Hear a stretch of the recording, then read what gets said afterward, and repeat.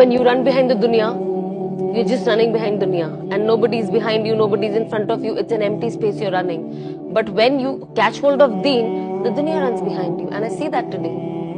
One thing that I tell people is that do not lose hope. Allah listens every single dua of everybody.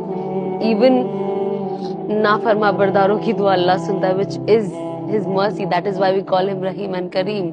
But make sure that if Allah has given us so many things and an opportunity to live, so make sure that you please Allah, because eventually to Him is our return. Do not forget that one day we have to die, we have to get into our graves. There will be a day of judgment, and it doesn't matter what you think. When Quran says something, that's the end of it.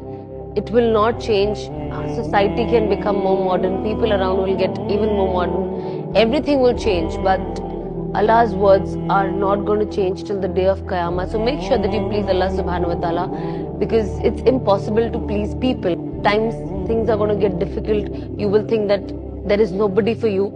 But no, sometimes your parents are not going to be there for you, your spouses are not going to be there for you, your children will not be there for you, your best friends are not going to be there for you, but Allah subhanahu wa ta'ala is always and always with you. Like, sometimes when I cry a lot, I think, oh my God, my husband must be bored of seeing me crying. But when I pray namaz and I cry, I was like, Allah loves it. Allah will never be bored of my tears, never. People might take my tears for granted after a while, after a certain time.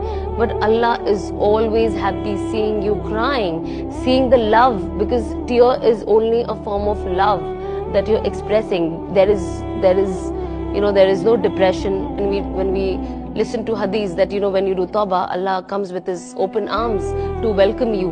And that is what I saw.